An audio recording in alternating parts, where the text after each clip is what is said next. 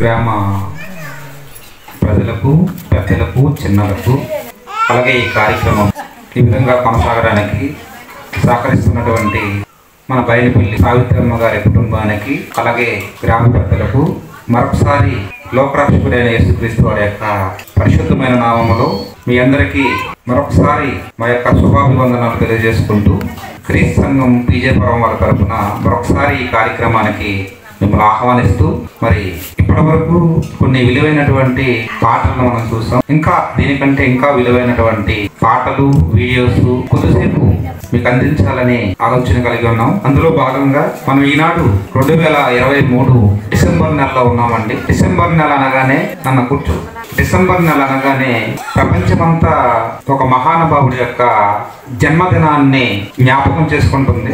ఇంతకీ ఎవరు జన్మదినాన్ని అంటే ఆయనే శక పురుషుడు, యుగ పురుషుడు, ప్రపంచ కాలమానానికి మధ్యవర్తి అయినటువంటి లోకరక్షకుడైన యేసుక్రీస్తు వారి యొక్క జన్మదినాన్ని. ఇలా ఈ లోకంలో ఎంతో మంది మహానుభావులు పుట్టారు, ఎంతో మంది వ్యక్తులు పుట్టారు. కానీ ఈ ప్రపంచం అందరి జన్మదినాన్ని జ్ఞాపకం ఉంచుకోలేదండి. ఒక మహాత్మా గాంధీ గారిని చంపినటువంటి నాథురామ్ గాడ్సే యొక్క జన్మదినం ఉంటూ ఎవరికి తెలియదు సరిగా. అలాగే ఒక కిల్లర్ వీరప్పన్ యొక్క జన్మదినం కూడా ఈ ప్రపంచానికి సరిగా తెలియదు. అలాగే ఒక ప్రభాకరన్ పిల్లై, ఒక ఉసేమా బిన్ లాడెన్, వీరి జన్మదినాలు ప్రపంచానికి సరిగా తెలియవు. ఎందుకంటే వీరందరూ ప్రపంచానికి ఎలాంటి మేలు చేయలేదు. ఈ ప్రపంచానికి మేలు చేయకపోగా కీడినే చేశారు.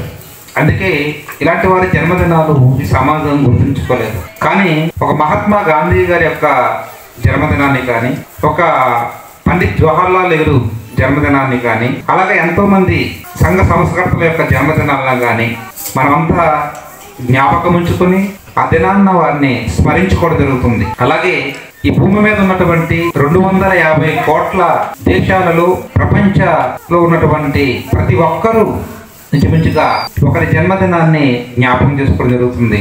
అతనే యేసుక్రీస్తు వారు. ఆయన జన్మదినాన్ని సమాజం జ్ఞాపకం చేసుకుంటుందంటే ఈ సమాజానికి ఆయన ఏదో మేలు చేసి ఉండాలి. ఇంతకీ ఈ ప్రపంచానికి ఆయన చేసిన మేలేంటి అన్న విషయాన్ని మనం కొద్దిసేపు ఆలోచించినట్లయితే పిల్లరా, ఆయన గురించి కొంతమంది తెలియక ఏమంటుంటారంటే ఆయన 2000 సంవత్సరాల క్రితం పుట్టాడు కదండి అంటారు. కానీ యేసుక్రీస్తు వారు పుట్టిక శరీరాన్ని ధరించుకుని 2000 సంవత్సరాల క్రితమే అయినప్పటికీ ఆయన అంతకు ముందే ఉన్నవాడు. ఆయన ఎప్పటి నుంచి ఉన్నాడు అంటే పరిశుద్ధ గ్రంథమైన బైబిల్లో ఒక మాట వినిపిస్తుంటదండి. మనకి సామెతల గ్రంథము 8వ అధ్యాయము 23వ వచనం నుంచి మనం చూస్తే, 22వ వచనం నుంచి మనం చూస్తే, పూర్వకాలముందు తన సృష్టి ఆరంభమున తన కార్యములలో ప్రథమమైన దానిగా యెహోవా నన్ను కలుగజేసెను. మొట్టమొదట సృష్టి ఆరంభములోనే ఆయన ఉన్నాడు. ఇంకా కిందకు వచ్చేసరికి అనాది కాలం మొదలుకొని భూమి ఉత్పత్తి అయిన కాలములకు పూర్వము నేను నియమింపబడి తిని, భూమి ఉత్పత్తి అయిన కాలానికి ముందే ఆయన ఉన్నాడట. ప్రవాహ జలములు లేనప్పుడే ఆయన ఉన్నాడట. నీళ్లతో నిండిన ఓటలు లేనప్పుడే ఆయన ఉంటాడట. పర్వతముల స్థాపింపకమునకు, కొండల పుట్టకమునకు, భూమి దాని మైదానములు ఆయన చేయక మునుపు, నేల మట్టి రవ్వంతయు సృష్టింపక మునుపు నేను పుట్టి తిని, నేల మట్టి రవ్వంత కూడా పుట్టక ముందే ఆయన పుట్టాడట. ఈ జగత్తు పుట్టక ముందే ఆయన పుట్టాడట. ఇంతకీ జగత్తు, ఈ సృష్టి పుట్టి ఎంతకాలం అవుతుందని మన ప్రపంచంలో ఉన్న మేధావి వర్గానికి అడిగితే వాళ్ళు అంచనాగా ఒక మాట చెబుతున్నారు. ఈ సృష్టి పుట్టాక సుమారు 1500 కోట్ల సంవత్సరాలు అవుతుందట. అంటే యేసుక్రీస్తు వారు 1500 కోట్ల సంవత్సరాల క్రితమే ఆయన ఉన్నాడు. మరి ఎక్కడున్నాడు, ఎలా ఉన్నాడు అంటే ఆయన ఉన్నది పరలోకములో. మరి ఎలా ఉన్నాడు అంటే మనలాంటి రక్త మాంసాలు కలిగిన వాడుగా కాదు, ఆయన ఆత్మగా ఉన్నాడు. ఆత్మగా ఉన్నటువంటి ఆయన ఎలా ఉన్నాడు, ఏ స్థితిలో ఉన్నాడు అంటే ఆయన దేవుని స్వరూపాన్ని కలిగి దేవునితో సమానముగా ఉన్నాడు అట. పరలోకములో తండ్రి అయిన దేవుడు అత్యున్నతమైన సింహాసనం మీద ఆసీనుడై ఉంటే ఆయన జ్యేష్ఠ కుమారుడుగా, ఆయన ముద్దుల కొడుకుగా, ఆయన కుడి పక్కన దేవునితో సమానమైన హోదా, మహిమను కలిగిన వాడుగా, అధికారాన్ని కలిగినగా అధికారాన్ని కలిగిన వాడుగా పరలోకములో ఉన్నాడు. పరలోకములో ఉన్నటువంటి ఆయన ఈ భూలోకానికి మానవదారిగా ఎందుకు వచ్చాడు? ఒకసారి మనం ఆలోచించాలండి. క్రిస్మస్ అంటే క్రీస్తు జననాన్ని మనం జ్ఞాపకం చేసుకుంటున్నాం.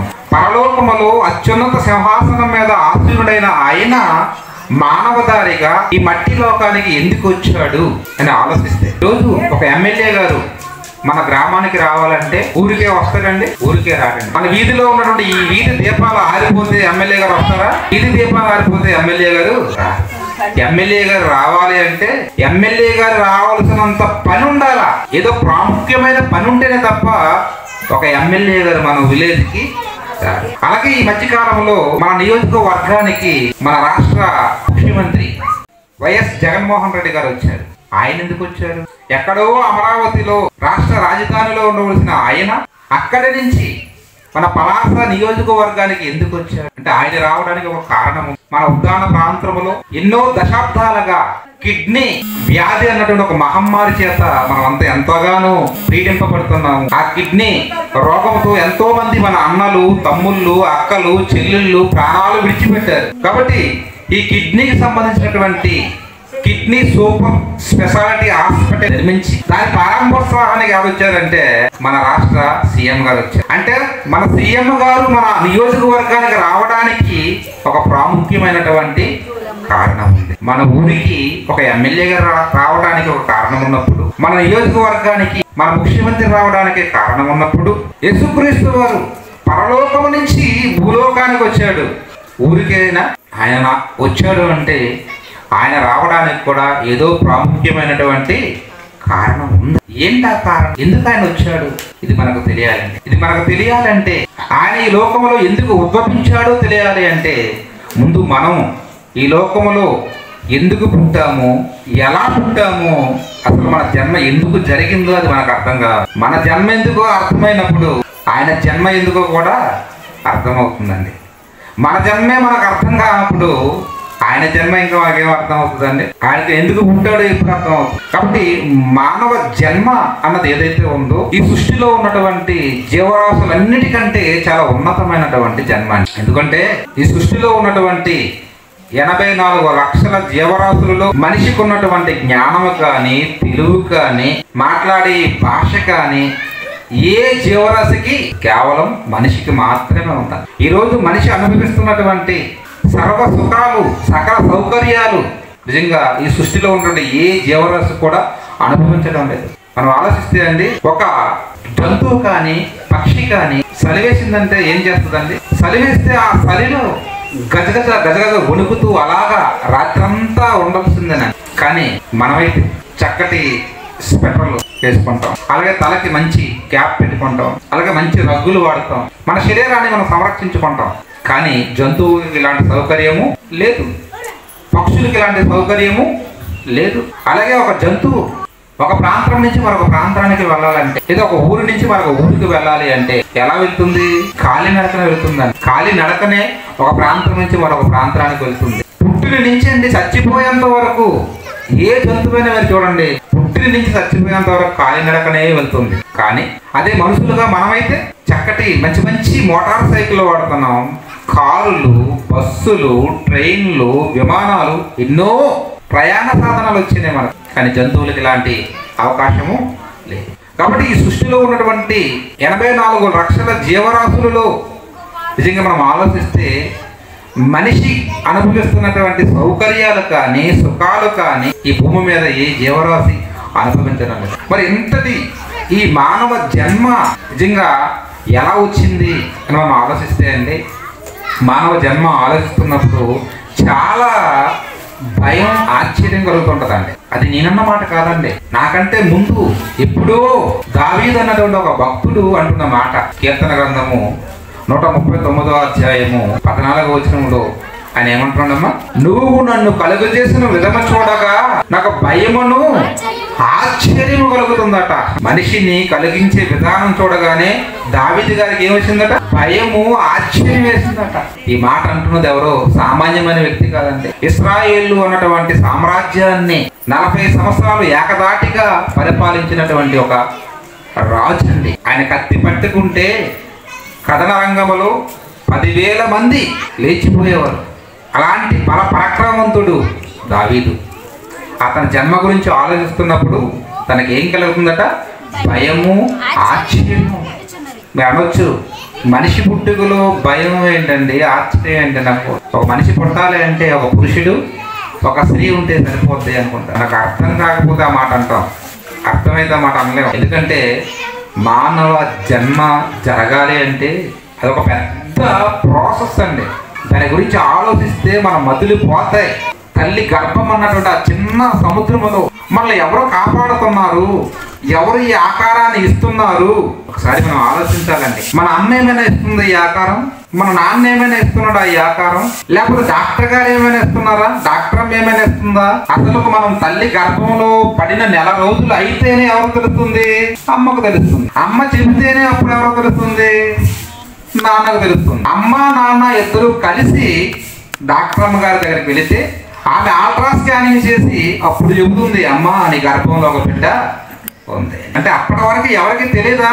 ఎవరికి తెలియదండి. అయితే ఈ ఆకారము వెనక ఎవరున్నారు అంటే నిజంగా ఈ ఆకారం వెనకాల పరలోకమందు ఉన్నటువంటి దేవుడు అండి. ఆయన కోరుకున్నాడండి మనకి ఈ ఆకారం ఇవ్వాలని. ప్రస్తుతంలో ఉన్న మాట ఏంటో తెలుసా? నీ అవయవములు నీ నీ హస్తములు నాకు అవయవ నిర్మాణము దేవుని హస్తాలండి. తల్లి గర్భములోకి నన్ను ఆఫ్ చేయండి. తల్లి గర్భములోకి దేవుని హస్తాలు వెళ్ళాయండి. తల్లి గర్భములోకి దేవుని హస్తాలు వెళ్ళాయి. కానీ ఈ హస్తాలన్నవి ఏ స్కానింగ్ మిషన్ కి దొరకవండి. ఎందుకంటే అవి మనుషుల హస్తాలు కాదు కదా, దేవుని హస్తాలు.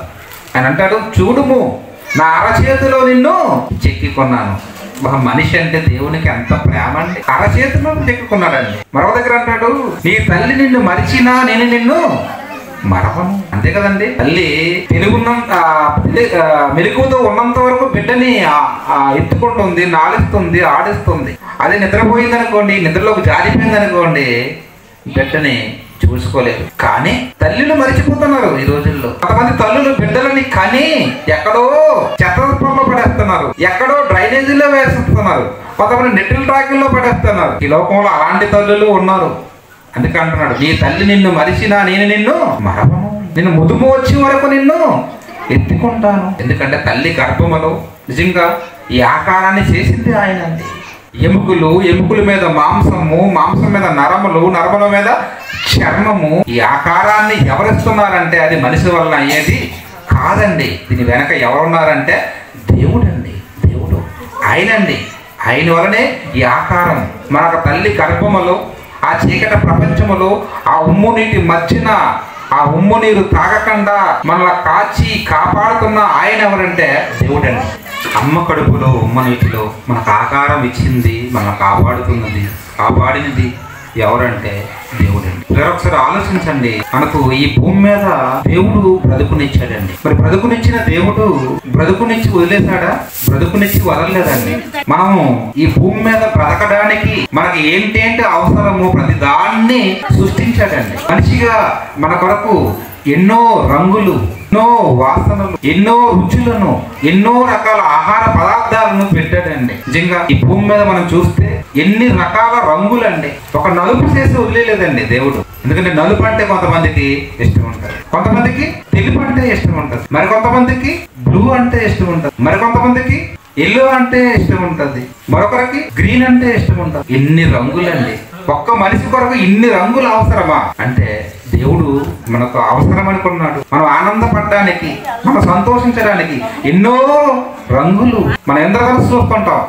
ఆ ఇంద్రధనుస్సులో ఎన్ని రంగులు అంటే 7 రంగులు. ఆ దృశ్యాన్ని చూసేటప్పుడు మనం ఎంత ఆనందపడతాం, ఎంత సంతోషపడతాం. అని మనం ఆనందపడాలని, మనం సంతోషపడాలని నిజంగా కన్న తండ్రి మనకు అన్ని రకాల రంగులు సృష్టించారు. ఇక వాసన దగ్గరికి వస్తే అండి, అబ్బో ఎన్ని రకాల సువాసనలు అండి. ఒక మల్లెపూ దగ్గరికి వెళ్ళామనుకోండి, మల్లెపూ సువాసన మనం అనుభవిస్తాం. అలాగే ఒక సంపంగి పువ్వు దగ్గరికి వెళ్ళామంటే దాని సువాసన వేరు. అలాగే ఒక లిల్లీ పువ్వు దగ్గరికి వెళ్ళామంటే దాని సువాసన వేరు. ఒక చామంతి పువ్వు దగ్గరికి వెళ్ళామంటే దాని సువాసన వేరు. ఇలా ఎన్నో రకాల సువాసన సృష్టించాడు. ఇక రుచుల దగ్గరికి వచ్చేసరికి అంటే బెత్తుడు నాలిక, జానడ పొట్ట అండి.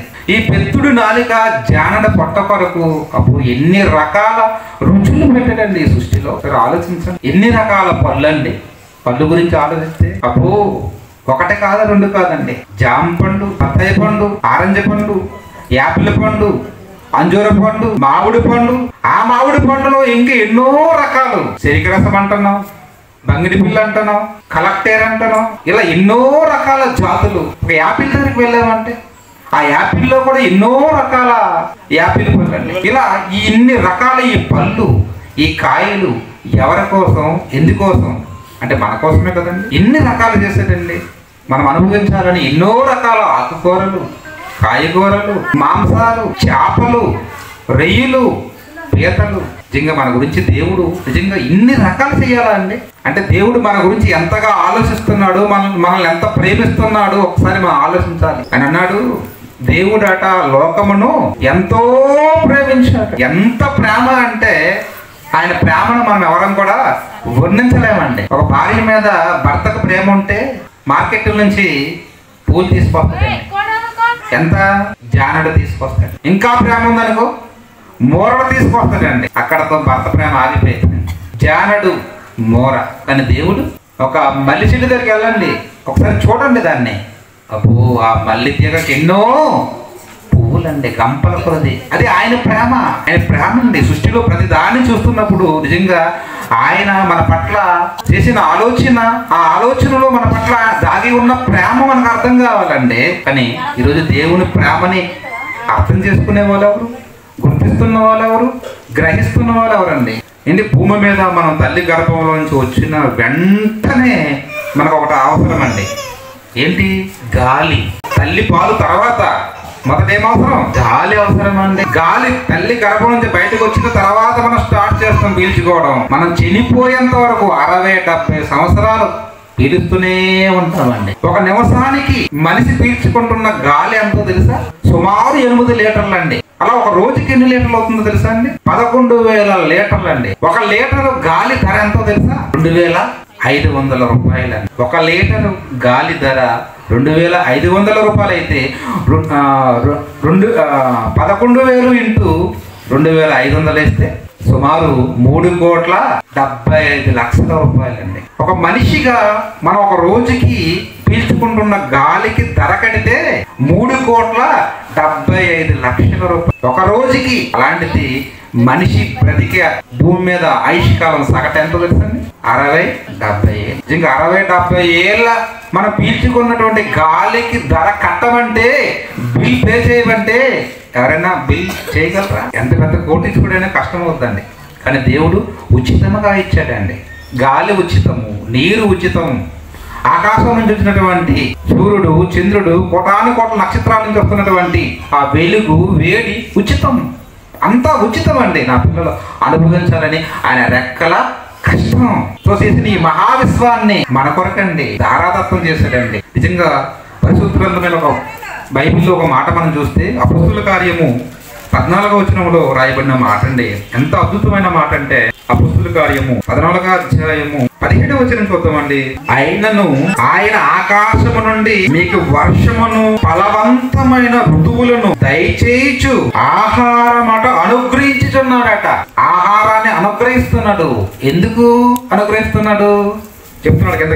ఉల్లాసముతో మీ హృదయములను నింపుచు మేలు చేస్తున్నాడండి. ఉల్లాసముతో ఈరోజు మనం ఉంటున్నాము, తింటున్నాము, తాగుతున్నాము, తిరుగుతున్నాము అంటే నిజంగా మనకు కావలసినటువంటి ఈ ఆహారాన్ని ఎవరిస్తున్నారండి? దేవుడండి. ఆయన ఇవ్వకపోతే ఆహారం లేదండి. మనకు ఆహారం దొరకాలి అంటే విత్తనాలు నాటాలి. విత్తనాలు నాటితే అయిపోయిందా? ఆ విత్తనాలు మొలవాలి. మొలవాలంటే ఏముండాలి? వర్షం పడాలి. అంతే కదండి. వర్షం పడితేనే తప్ప విత్తనాలు మొలకెత్తవు, అవి పళ్ళు కాయలు ఇవ్వండి. కాబట్టి మన విత్తనాలు కావలసినటువంటి వర్షం ఎవరు కురిపిస్తున్నారు? దేవుడండి. ఒకసారి చూద్దాం ఆ మాట కూడా. యెషయా గ్రంథము 30వ అధ్యాయం ఒకసారి చూద్దాం. 23వ వచనం. నీవు నీ భూమిలో విత్తుటకు నీ గింజలకు కావలసిన వాన ఆయన కురిపించును అన్నాడండి. మనకు విత్తనాలు విత్తేసి మనం వచ్చేస్తామండి అక్కడి నుంచి. రైతుకి తెలిసింది ఏంటంటే పొలానికి వెళుతాం, చక్కగా దున్ని విత్తనాలు చల్లి వచ్చి చక్కగా ఇంటి దగ్గర రెస్ట్ తీసుకుంటాడు. కానీ ఆ విత్తనాలు పెరిగి పెద్దవై ఫలించాలి అంటే వర్షం పడాలి. ఆ వర్షం నాడు ఎవరు వస్తున్నాడట? నీ గింజలకు కావలసిన వర్షమును ఆయన ఇస్తున్నాడట. దేవుడే ఇస్తున్నాడు. దేవుని యొక్క కష్టం, దేవుని యొక్క పని ఈరోజు సృష్టిలో మనం ఎక్కడ చూసినా అనువనువునా కనిపిస్తుందండి. పిల్లరా, ఈరోజు భూమి మీద ఇలా బ్రతుకుతున్నాము అంటే దేవుడు మన గురించి ఆలోచిస్తున్నాడు, ఆయన కష్టపడుతున్నాడు, ఆయన పని చేస్తున్నాడు, ఈ విశ్వాన్ని ఆయన నడిపిస్తున్నాడు, ఈ భూమినంతటిని పండిస్తున్నాడు. అందుకే ఈరోజు భూమి మీద మనం చల్లగా ఉల్లాసముతో ఉత్సాహంతో బ్రతుకుతున్నామండి. ఆయనే మన పట్ల కరుణ, దయ, జాలి, ప్రేమ చూపించకపోతే మనుషులుగా ఈ భూమి మీద మనకు బ్రతుకు లేదండి. ఒక వ్యక్తి తన కుటుంబాన్ని పోషించుకోలేక, తనకున్న 1 ఎకరము 2 ఎకరాలు పొలాన్ని పండించుకోలేక ఆత్మహత్య చేసుకుంటున్నాడు. ఈరోజు మనం చూస్తున్నాం కదండి. చిన్న చిన్న సమస్యలకు ఏమైపోతుందంటే మనిషి ఉరేసుకుంటున్నాడు, మందు తాగేస్తున్నాడు, ట్రైన్ కింద పడిపోతున్నాడు, బావిలో దూకేస్తున్నాడు, ఇలా రకరకాలుగా తమ ప్రాణాలు తీసుకుంటున్నారు. మరీ విచిత్రం ఏంటంటే ఒక ఆవిడట తన భర్తకి సినిమాకి తీసుకెళ్ళమందట, కానీ భర్త సినిమాకి తీసుకెళ్ళలేకపోయాడు.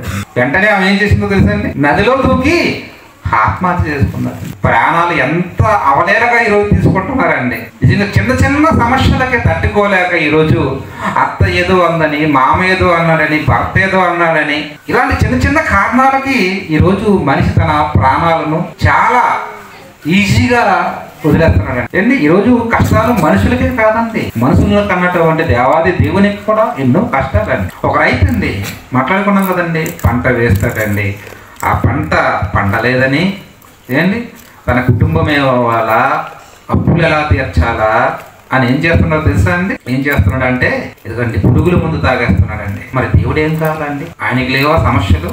ఆయనకి ఉన్నాయండి. ఒళ్ళు తలబట్టాన్ని చెమటొచ్చింది, మన నేల తగ్గడానికి చిరికేది, ఎందుకట్టా మండిపోతావు?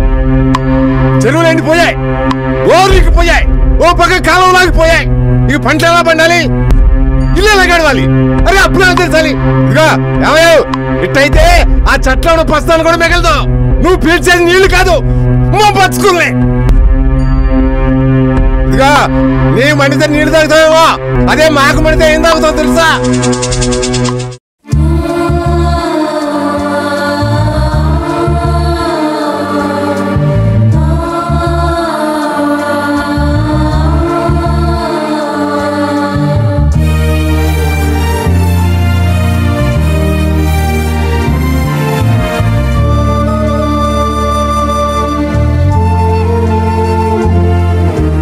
ఎంతో కష్టంగా ఉందా ఈ లోకంలో, నీకొక్కడికే కష్టం వచ్చిందా ఈ లోకంలో? తొలిసారిగా కష్టపడ్డాడు దేవుడు, ఏమిస్తావని సృష్టి చేశాడు దేవుడు. ఎన్ని రోజులో తెలుసా కష్టపడిన రోజులు, విశ్రమించాడనంటే కష్టపడ్డాడు దేవుడు. పండించడమే కష్టమైతే చేయాలంటే ఎంత కష్టం. ఎంతో కష్టంగా ఉందా ఈ లోకంలో, నీకొక్కడికే కష్టం వచ్చిందా ఈ లోకంలో?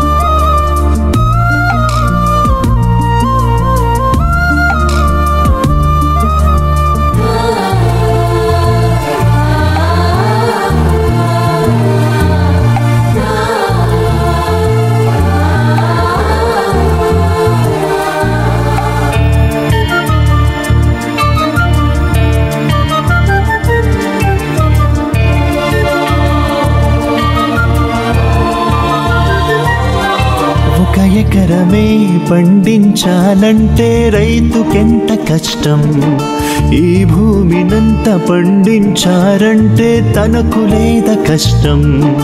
1 ఎకరమే పండించాలంటే నీకు ఇంత కష్టం, ఈ భూమినంత పండించారంటే తనకు లేద కష్టం. ఏ మనిషి చేయలేనిది దేవుడే చేసి ఇచ్చాడుగా, నీ కంటే కష్టపడినది దేవుడని నీకు తెలియాలిగా.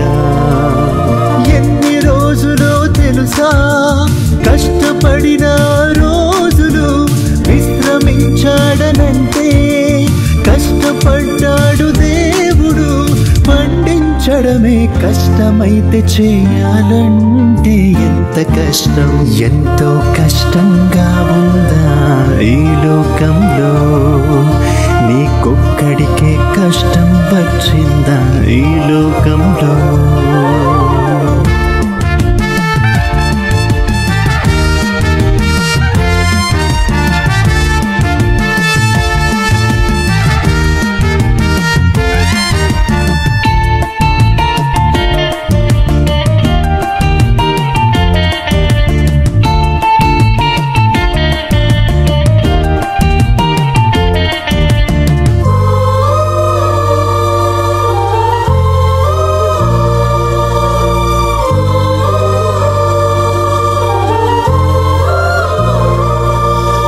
ఎకరమే నీవు తడపాలంటే నీకు ఎంత కష్టం, మేఘాలలో నీరు నింపాలంటే తనకు లేదా కష్టం. ఒక ఎకరమే నీవు తడపాలంటే నీకు ఎంత కష్టం, మేఘాలలో నీరు నింపాలంటే తనకు లేదా కష్టం. ఏ మనిషి చేయలేనిది దేవుడే చేసి ఇచ్చాడుగా, నీ కంటే కష్టపడినది దేవుడని నీకు తెలియాలిగా. ఎన్ని రోజులో తెలుసా కష్టపడిన రోజులు, విశ్రమించాడనంటే కష్టపడ్డాడు దేవుడు. పండించడమే కష్టమైతే చేయాలంటే ఎంత కష్టం, ఎంతో కష్టంగా ఉందా ఈ లోకంలో. నీకొక్కడికే కష్టం వచ్చిందా ఈ లోకంలో.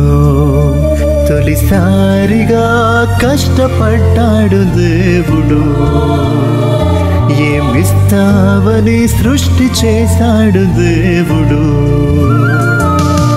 ఎన్ని రోజులో తెలుసా కష్టపడిన రోజులు, విశ్రమించాడనంటే కష్టపడ్డాడు దేవుడు. పండించడమే కష్టమైతే చేయాలంటే ఎంత కష్టం.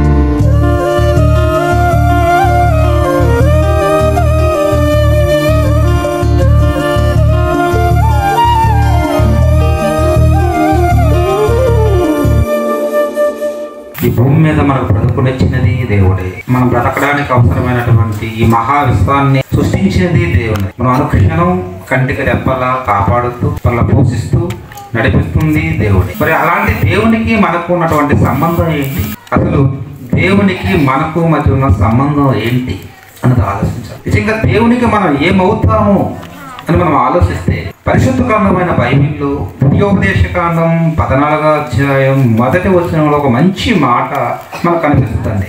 ద్వితీయోపదేశకాండం 14వ అధ్యాయము 1వ వచనంలో రాయబడిన మాట, మీరు మీ దేవుడైన యెహోవాకు బిడ్డలు.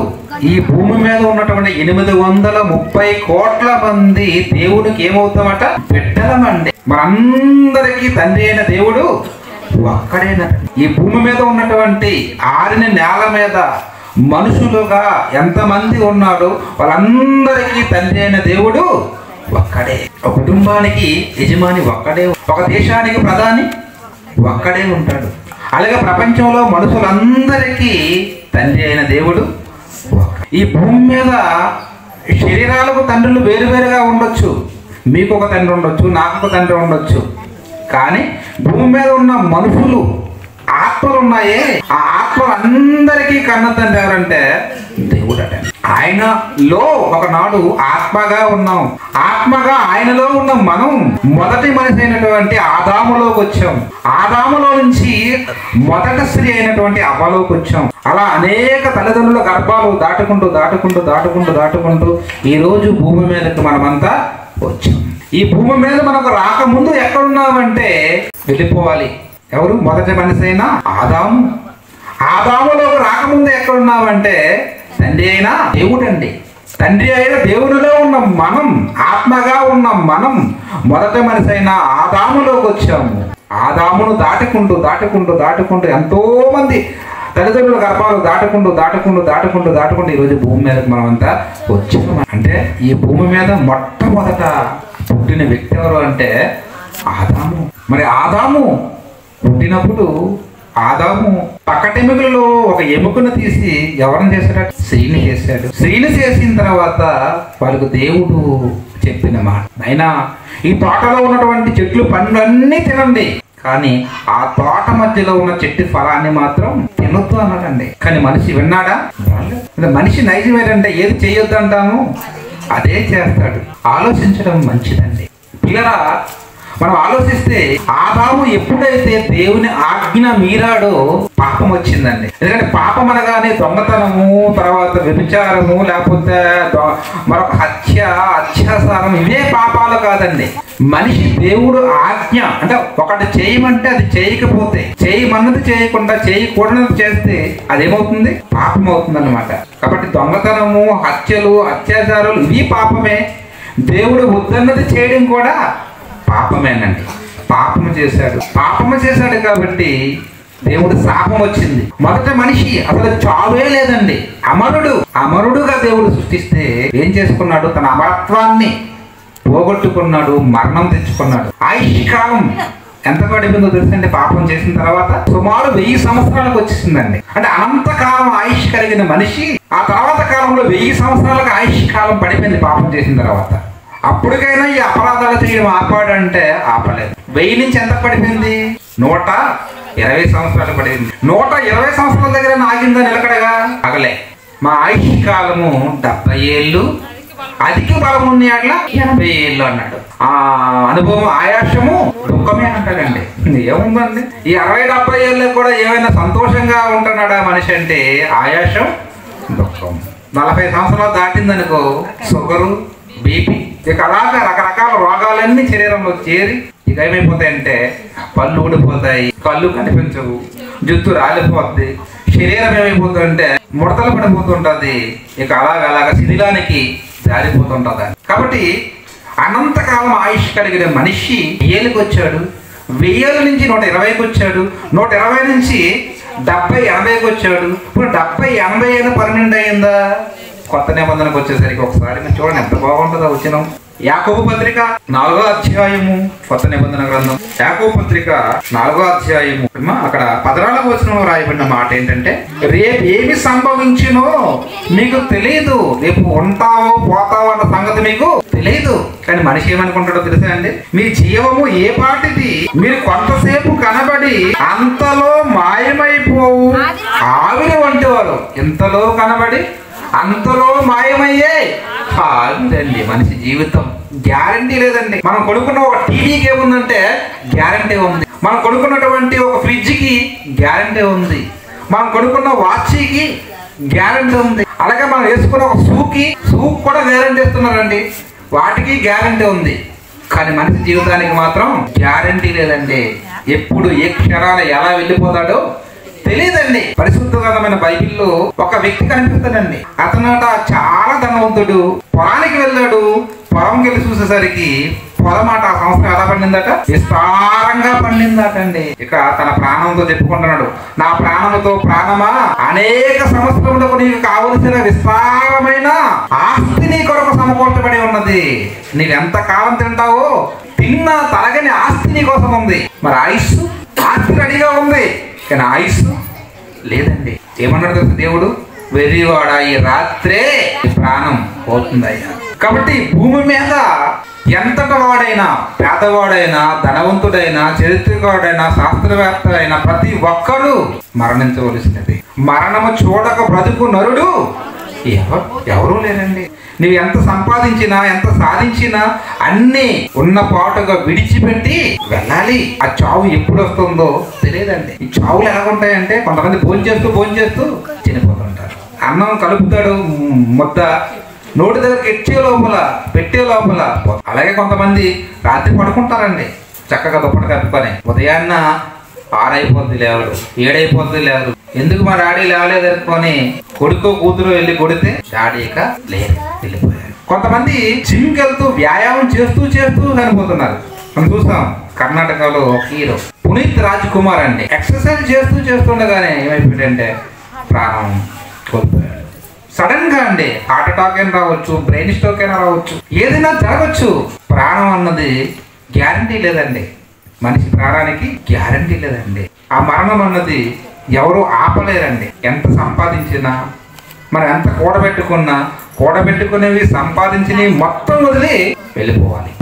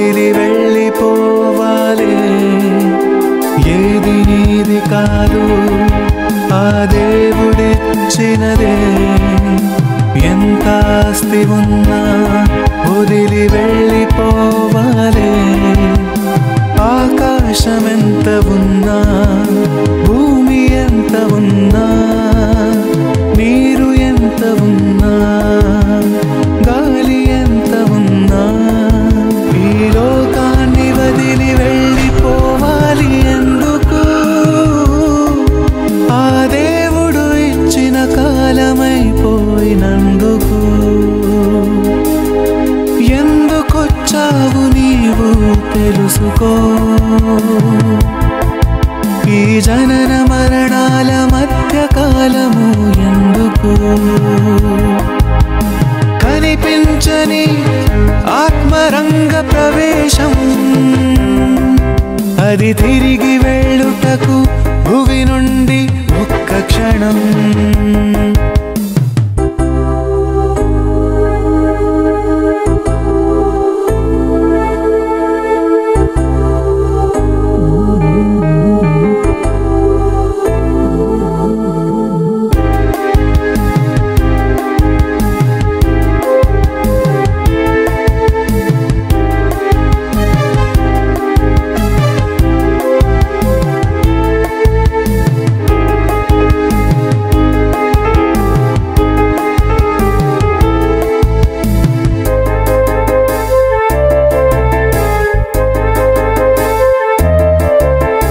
సంపాదించావు, వదిలి వెళ్ళిపోయావు, చనిపోయావని తెలిసి నీ వారే కాల్చేశారు.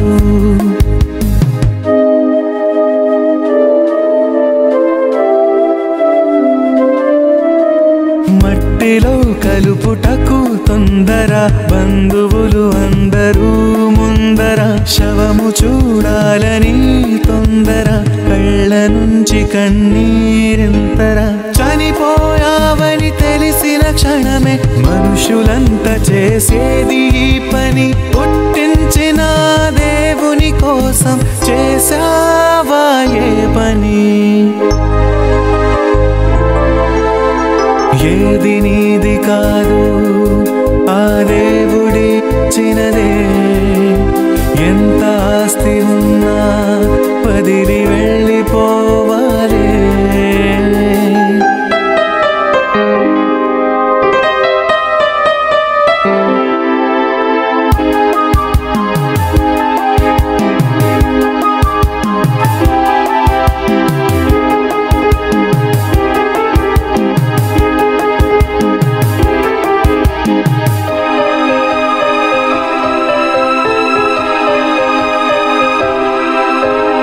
ఎందుకొచ్చావు నీవు, ఈ సృష్టికర్త నీకెవరు?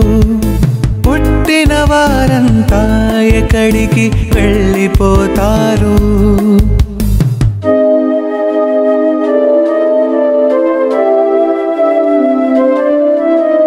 మృత్యు వచ్చేదెలా ఎవరికి, చచ్చిపోయేదెలా చివరికి, ఆత్మ వచ్చిందెలా జగతికి, కన్ను మూస్తే వెళ్ళేదెక్కడికి, గుర్తిస్తావని తెలిసేలోగా మృత్యు వచ్చేది ఎవరికి, నిన్ను పుట్టించిన దేవుడి తండ్రని తెలుసుకోలేదు చివరికి. ఏది నీది కాదు ఆ దేవుడిచ్చినదే, ఎంత ఆస్తి ఉన్నా వదిలి వెళ్ళిపోవాలే. మనిషి జననం మరణం, ఈ జననం మరణాలకు మధ్యన దేవుడు కొంత ఆయుష్ కాలాన్ని మా అందరికి ఇచ్చాడండి. భూమి మీద ఉన్నటువంటి ప్రతి మనిషికి జననం ఎప్పుడైతే ప్రారంభమైందో ఆ జన్మ ఇచ్చిన టైంలోనే మరణాన్ని కూడా దేవుడు ఫిక్స్ చేశాడండి. ఏమంటాడంటే, పిండమై ఉండగా నీ కన్నులు నన్ను చూచును, నియమింపబడిన దినములలో ఒకటైనా కాకమునిపే నా దినములన్నీ నీ గ్రంథములో లిఖితమైపోయి. మనము భూమి మీద రాకముందే మన తల్లి గర్భములో మన జన్మ ప్రారంభమైనప్పుడే మనం భూమి మీద ఎంతకాలం బ్రతకాలి, 30, 40, 50, 60 అన్నది అప్పుడే ఏం చేసిందంటే ఫిక్స్ చేసిందండి దేవుడు. ఒక టాబ్లెట్, ఒక మెడిసిన్ కర్మాగారంలో దాని మ్యానుఫ్యాక్చరింగ్ డేట్ ఉంటుంది. ఎప్పుడైతే తన తయారీ ఏర్పడుతుందో ఆ తయారైన దినానే ఎక్స్పైర్ అయిపోయే డేట్ కూడా పెడతారండి. అలాగే మన తల్లి గర్భంలోనే మన పుట్టిక మన మరణం రెండు ఫిక్స్ అయ్యి ఈ భూమి మీదకి వస్తామండి. ఈ భూమి మీదకి వచ్చి మనకి ఇవ్వబడిన ఆయుష్ కాలం అది ఎందుకు ఇచ్చాడు అన్నది మనం తెలుసుకోవాలి. ఎందుకంటే ఒకసారి మనం ఆలోచిస్తే ఈ భూమి మీద ఇవ్వబడిన ఆయుష్ కాలం ఏదైతే ఉందో అది ఎందుకు ఇచ్చాడు అన్నది ఈరోజు ఈ భూమి మీద ఉన్నటువంటి ప్రతి ఒక్కరూ తెలుసుకోవాల్సినటువంటి విషయం అండి.